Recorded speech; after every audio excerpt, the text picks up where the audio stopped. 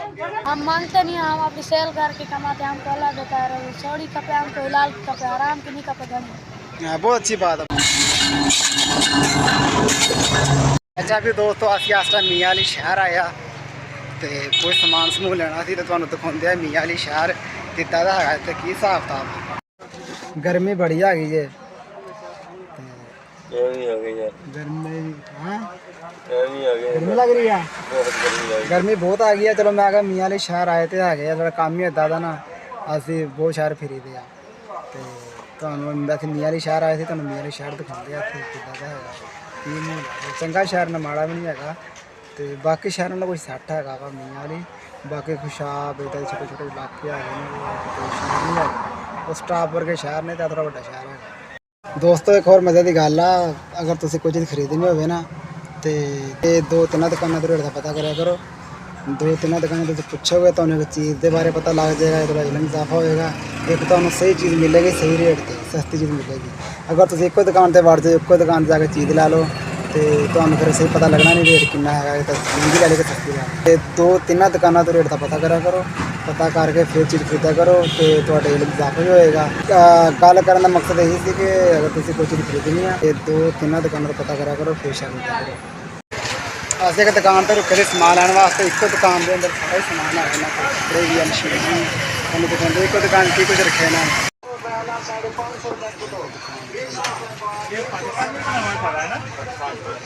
गुजरात बन रही है, ये गुजरात ये वाला बंदा मेरा बात कंपनी गुजरात की है।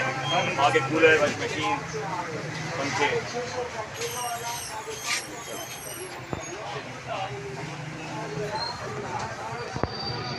ये मेरे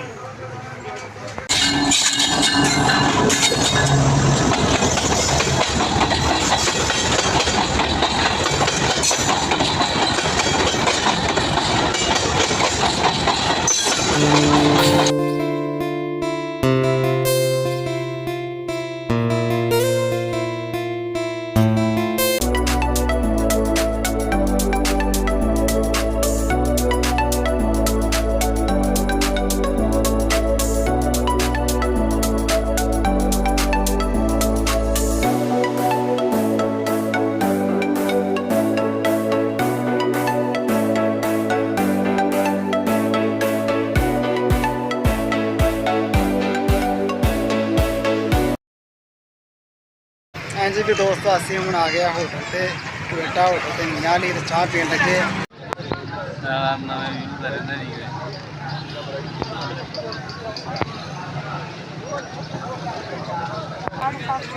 साढ़े 700 का दर्जन है। कितने कमा लेते हो आप ये सेल करके? 700-800 रुपये रोज़ कमा लेते हो? सही बात बता रहा हूँ। मतलब ये आप सेल करके 300-400-500 कमा लेते हो? अच्छा, बहुत अच्छी बात है यार। वैसे ये मांगने से अच्छा ही आप सेल करके पैसे कमाते हो। बहुत अच्छी बात है, बहुत अच्छी बात है।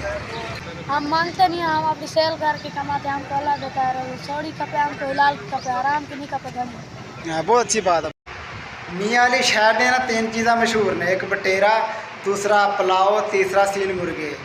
ਤਿੰਨ ਚੀਜ਼ਾਂ ਇੱਥੇ ਦੇ ਨਾ ਬਹੁਤ ਸ਼ੌਕ ਨਾਲ ਕੰਮ ਕਰਦੇ ਨੇ ਤੇ ਕੋਈ ਨਹੀਂ, ਇਨਸ਼ਾਅੱਲਾ ਜੇ ਅਗਲੀ ਵਾਰੀ ਟਾਈਮ ਮਿਲਿਆ ਤੇ ਵੀਡੀਓ ਬਣਾਵਾਂਗੇ ਇਹਨਾਂ ਚੀਜ਼ਾਂ ਤੇ ਵੀ, ਬਟੇਰੇ ਤੇ ਵੀ, ਸੀਲ ਮੁਰਗੇ ਤੇ ਵੀ। ਤੇ ਮਿਲਦੇ ਅਗਲੀ ਵੀਡੀਓ 'ਚ। ਉਨੀ ਦੇਰ ਤੱਕ ਅੱਲਾ ਹਾਫਿਜ਼।